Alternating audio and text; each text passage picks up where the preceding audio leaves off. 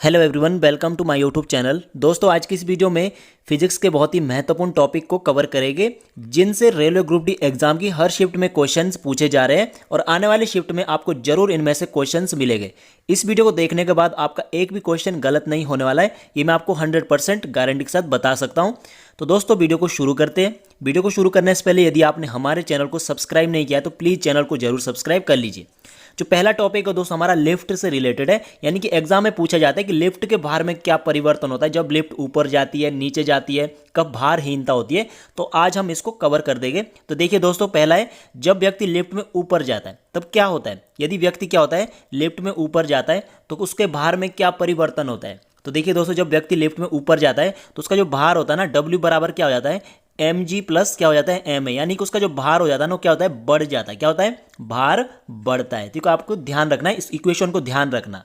ठीक है। सेकंड देखिए, जब व्यक्ति लिफ्ट में नीचे की ओर आता है तो क्या होता है, नीचे की ओर आने पर भार में कमी हो जाती है, यानी डब्ल्यू बराबर क्या हो जाएगा, डब्ल्यू बराबर हो जाएगा M G minus M A. ठीक है, यानी कि क्या हो जाएगा, भार में क्या हो जाती है दोस्तों, कमी हो जाती है। कब, जब लिफ्ट नीचे की ओर आती है। तीसरा देखिए कि जब लिफ्ट की डोरी टूट जाती है, जब लिफ्ट की डोरी अचानक से टूट जाती है तो क्या हो जाता है दोस्तों, फिर क्या हो जाता है, लिफ्ट में क्या होती है, भारहीनता आ जाती है। यानी कि हमारा जो वेट होता है ना वो क्या हो जाता है, शून्य। यानी हमारा जो वेट होता है ना क्या होता है, शून्य की, मतलब हमें ऐसा महसूस होता है कि हमारे में वेट है ही नहीं, भारहीनता की स्थिति आ जाती है।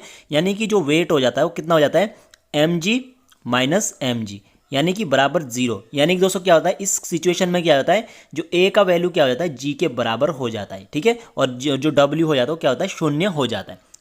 तो आपको ध्यान रखना है, ऊपर जाने पर बढ़ता है, नीचे आने पर क्या होता है, घटता है, डोरी टूटने पर भार शून्य हो जाता है, भारहीनता। अब देखिए आगे गुरुत्व त्वरण, इससे रिलेटेड क्वेश्चन पूछे जा रहे हैं, काफ़ी महत्वपूर्ण है। तो देखिए दोस्तों, जो गुरुत्व त्वरण होता है इसका जो वैल्यू होता है, इसका जो मान होता है वो कितना होता है, आप सभी को पता है इसका मान कितना होता है। गुरुत्व त्वरण का मान होता है 9.80 मीटर पर सेकंड का स्क्वायर। अब देखिए क्वेश्चन ये नहीं पूछा जाएगा, क्वेश्चन यहां से पूछेगा कि कितने डिग्री अक्षांश पर समुद्र तल से जी का मान लिया गया। कितने डिग्री अक्षांश यानी कितने डिग्री एंगल पर ये जो वैल्यू है ना 9.80 ली गई है, तो कितने पर ली गई है, 45 डिग्री। याद रखना, इंपॉर्टेंट, 45 डिग्री पर ये क्या है, जी का वैल्यू लिया गया है। ठीक है, समुद्र तल से 45 डिग्री एंगल पर 9.80 मीटर पर सेकंड स्क्वायर का मान लिया गया है। अब देखिए आगे, जी के मान में परिवर्तन, जो जी का मान है इससे भी क्वेश्चन पूछे जाते हैं कि जब आप पृथ्वी तल से ऊपर जाते हैं, नीचे जाते हैं, तो जी के मान में क्या परिवर्तन होता है, अधिकतम कहाँ होता है, न्यूनतम कहाँ होता है। तो आज ये भी कवर कर देंगे कि पृथ्वी तल से ऊपर जाने पर जी के मान में क्या परिवर्तन होता है। तो दोस्तों देखिए, जब आप पृथ्वी तल है, जब आप इससे ऊपर जाएंगे ना तो क्या हो जाता है, जो जी का मान होता है ना वो क्या हो जाता है दोस्तों, बढ़ जाता है। ठीक है, यदि आप क्या जी, जब आप पृथ्वी तल से ऊपर जाते हैं ना तो जी का मान क्या होता है, घटता है। ठीक है, जो ऊपर जाएगा तो जी का मान क्या हो जाता है, घट जाता है। ज़्यादा मतलब डिटेल में पढ़ने की आवश्यकता नहीं, क्योंकि समय का बहुत अभाव है। अब देखिए, जब पृथ्वी तल से आप नीचे की ओर आएंगे तो क्या होगा, पृथ्वी तल से नीचे की ओर आने पर भी क्या हो जाता है, जो जी का वैल्यू होता है वो क्या होता है, घटता है। यानी ऊपर जाने पर भी घटता है, ठीक है, और नीचे आने पर भी घटता है, यानी नीचे अंदर जाने पर भी घटता है। और पृथ्वी के केंद्र में क्या होता है, जो पृथ्वी का जो केंद्र होता है ना, ये जो अर्थ है, इसके केंद्र में जो जी का वैल्यू होता है वो कितना होता है, शून्य होता है। कितना होता है, शून्य होता है। आई होप आपको समझ में आया। ठीक है, तो ऊपर जाने पर भी घटता है, नीचे जाने पर भी घटता है, और केंद्र पे शून्य हो जाता है। अब देखिए इसके बाद कि जी का मान अधिकतम, ये भी अक्सर पूछा जाता है।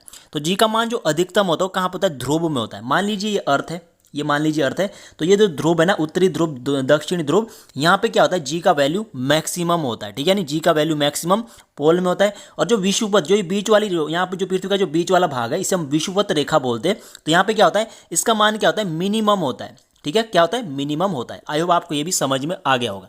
अब देखिए आगे, यदि पृथ्वी अपने अक्ष के परितः घूमना बंद कर दे तो जी के मान में क्या परिवर्तन होता है। अब देखिए आपको पता है, यदि पृथ्वी अपने मतलब घूमती है, ठीक है, पश्चिम से पूरब की ओर घूमती है, यदि पृथ्वी घूमना बंद कर दे तो क्या होगा।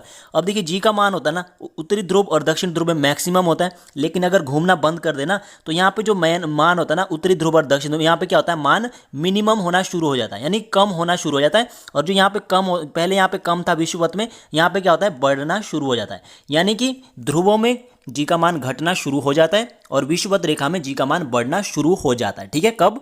जब पृथ्वी अपने अक्ष में या अपने अक्ष के परितः घूमना बंद कर देती है। तो ये भी काफी महत्वपूर्ण है, इंपॉर्टेंट है। ठीक है, अब बढ़ते अगले ओर कि भिन्न भिन्न द्रव्यमान की वस्तु को मुक्त रूप से गिराने पर कौन सी वस्तु पृथ्वी पर पहले पहुंचेगी। देखिए दोस्तों, बहुत ही इंपॉर्टेंट है। इसकी दो सिचुएशन हो सकती है। पहली सिचुएशन क्या है, यदि क्या है वस्तु को हम वायु की अनुपस्थिति में गिरा दे, यानी वायु क्या इसमें अब्सेंट है, यानी वायु नहीं है उस समय। ठीक है, तो यदि वायु की अनुपस्थिति में गिराएंगे तो मान लीजिए एक वस्तु ये, इसका मान कितना है, इसका मान 10 kg है। ठीक है, द्रव्यमान इसका 12 kg है। तो क्या होगा, दोनों क्या हो जाएंगे, साथ धरती में पहुंचेंगे। ठीक है, वायु की अनुपस्थिति में। यदि वायु की उपस्थिति यानी वायु प्रेजेंट है, यानी वायु क्या है, प्रेजेंट है, तो इस सिचुएशन में क्या होगा, जो भारी वस्तु क्या होगी, पहले पहुंचेगी और जो हल्की वस्तु वो बाद में पहुंचेगी। आई होप आपको ये भी समझ में आया। अब देखिए इसके बाद, पृथ्वी का द्रव्यमान चंद्रमा के द्रव्यमान से कितना गुना है। पृथ्वी का द्रव्यमान चंद्रमा के द्रव्यमान से कितना गुना अधिक है, पता है आपको कितना है, तो 80 गुना। याद रखना, 80 गुना अधिक है पृथ्वी का द्रव्यमान चंद्रमा के द्रव्यमान से। ठीक है, तो दोस्तों ये थी आज की बहुत ही महत्वपूर्ण वीडियो। यदि आपको वीडियो पसंद आई तो प्लीज़ वीडियो को लाइक और चैनल को आप जरूर सब्सक्राइब कर लीजिएगा।